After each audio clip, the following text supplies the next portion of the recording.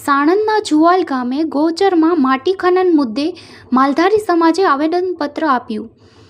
સાણંદ પ્રાંત મામલતદારી ટીડીઓને આવેદન આપી માલધારી સમાજને ન્યાય આપવા માંગ કરી. જુવાલ ગામના ગૌચરમાં મોટા પાયે ખનન માફિયાઓ માટી ખનન કરી રહ્યા હતા.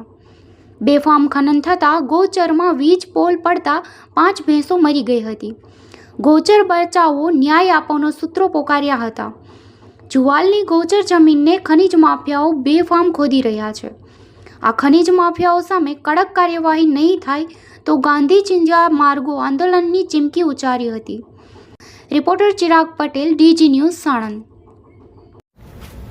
મારું નામ શૈલેષભાઈ હરિભાઈ ભરવાડ છે. અમે જુવાલ ગામના વતની છીએ.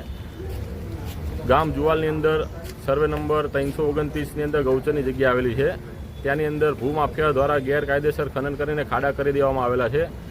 ત્યારે પરમ દિવસે ત્યાં આગળ આ જયંતિભાઈ રઘુભાઈ ભરવાડ અને ભીખાભાઈ દેવાભાઈ ભરવાડ પોતાની પશુપાલન ભેંસો લઈને ત્યાં આગળ ચારવા માટે ગયા હતા.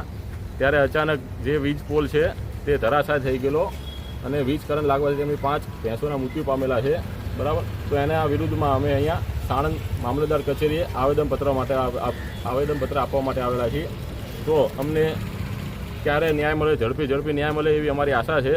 જો ટૂંક સમયની અંદર અમને ન્યાય મળવા નહીં આવે તો અમે ગાંધી ચિંજા માર્ગે ઉપવાસ ઉપર આંદોલન કરીશું.